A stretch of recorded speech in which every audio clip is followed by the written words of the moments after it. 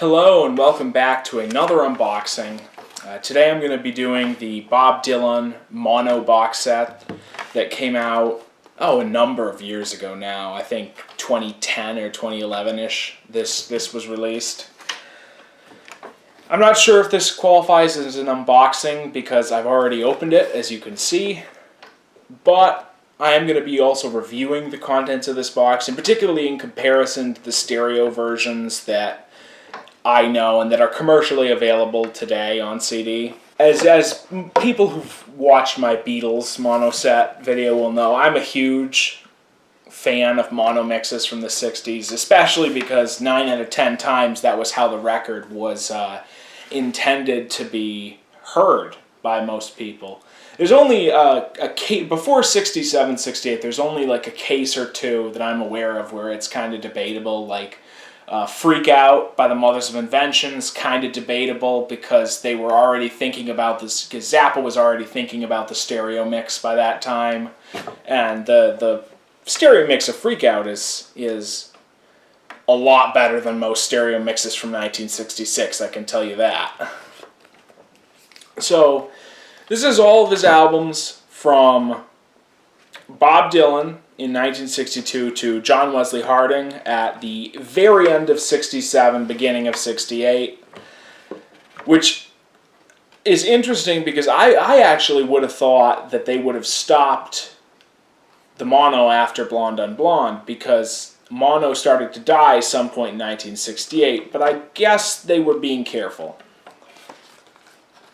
So in any case, it comes with a booklet.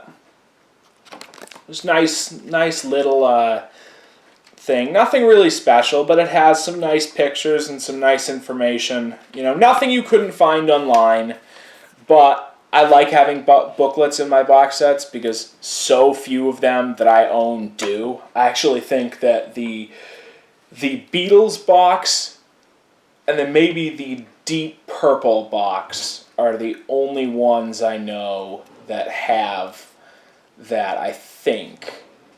I'd have to check. The Tim Buckley box doesn't, the Henry Cow box doesn't, and the Todd Rundgren box does not either.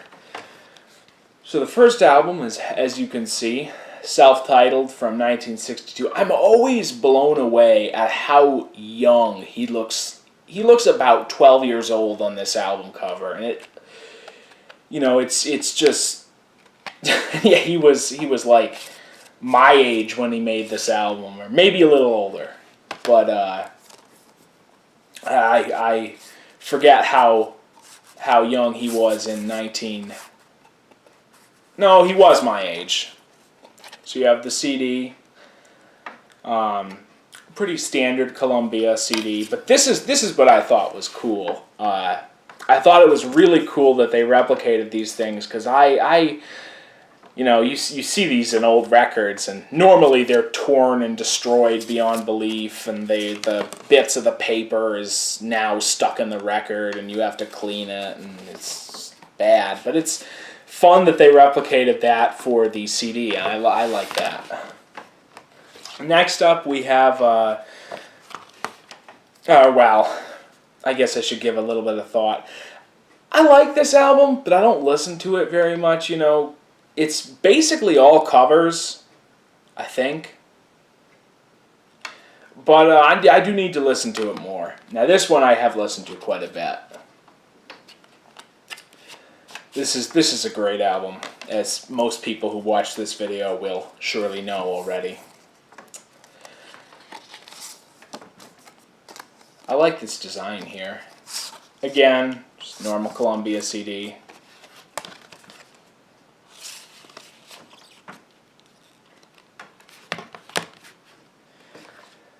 The times they are changing. I don't know whether this is just mine or whether this is all of them, but this is the cover has a very almost corrugated feel to it. It's kind of rough and almost sandpapery. I don't know.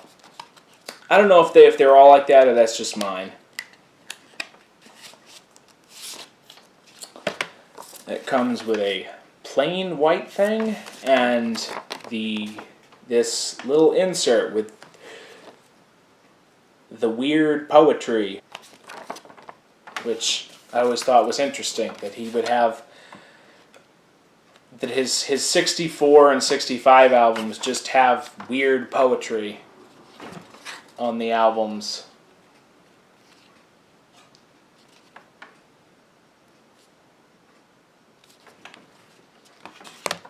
Then we have another side of Bob Dylan.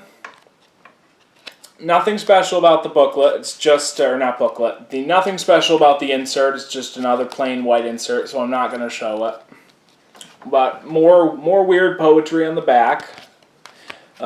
More of that Nobel Prize winning poetry on the back. And then bringing it all back home. No, again, nothing special about the booklet, so I'm not going to... booklet.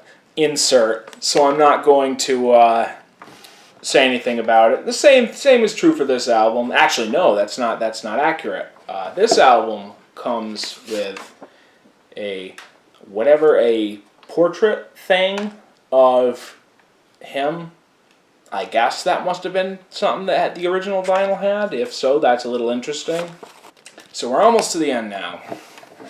Now for the crown jewel of this, Blonde on Blonde. This is my favorite Bob Dylan album. It's by far the one I think I've listened to most, honestly. I actually did not realize it was one of these, though. You know, that it was one of those records that folded out funny, like what's the other one? I think Axis Bold as Love by Hendrix is like that, and I know Absolutely Free by the Mothers was the same way. And now for the final, John Wesley Harding. Not my favorite Dylan album, not one I necessarily expected to be in here, but interesting nonetheless. Now, as far as the reviews go, I'm reviewing in terms of how they sound in comparison to the stereos. I've never heard the old vinyl mono mixes, so I don't know how they hold up to the mono mixes. The first album sounds better than any stereo version of this album I've ever heard. But then again, I've only heard I have an 80s CD, and I've heard the 2003 stereo version of the album, which, as I understand, they went to some pains to make the 2003 version sound better, but it still didn't sound great to me. You know, an album like that really needs to be in mono. You know, if an album that was recorded on that simple a level, and an album that has that few moving parts and was recorded on that way, needs to be in mono, honestly, in my opinion. A ditto with the Freewheel and Bob Dylan. Really, the same is true, I think, for all of the acoustic Dylan albums. You know, I think that style of music, you know, that one guitar, one voice, one harmonica, that style of music, that style of production sounds better when it's in mono, at least from this era, you know. Obviously, there are decent stereo folk albums from the modern era and from later on. At least from this era, with the tech that they were using at the time, albums like that sound best in mono to me. Now, when you move into the rock albums he did, that's where things get a little shakier. The stereo mixes for his rock albums are actually not bad. You know, they sound a little weird in some areas. In particular, there's some really weird panning to the left in the beginning section of Like a Rolling Stone that weirds me out every time I listen to it. It's like the vocals suddenly go sharply to the left and just kind of come back. That is weird to me. But overall, I think it's probably about a 50-50 thing, you know. The only one that I completely preferred in mono, hands down, out of the rock albums was Blonde on Blonde. when I first listened to the mono version of Blonde on Blonde on this album, I thought I was just blown away by it. You know, it sounded better to me than any other version of the album I'd heard so far, and I still think that. You know, I don't know why. I haven't listened to it enough and compared it closely enough to be able to tell you the finer points of why I think that the mono is better. But I do know that in common with most albums of that time, more care was probably put into the mono mix of Blonde Blonde. In fact, if I'm remembering what I've heard correctly, the stereo mix of that album originally was really, really bad. Like there was supposedly there was a flub left in on one of the songs on the stereo mix. And they'd actually remixed it and made a different stereo mix by like 68 or 69 just to deal with the problems of the original mix. But that's not the version that you can get on the CD now. The stereo mix on the CD now is, I think, a modern remix. But in any case,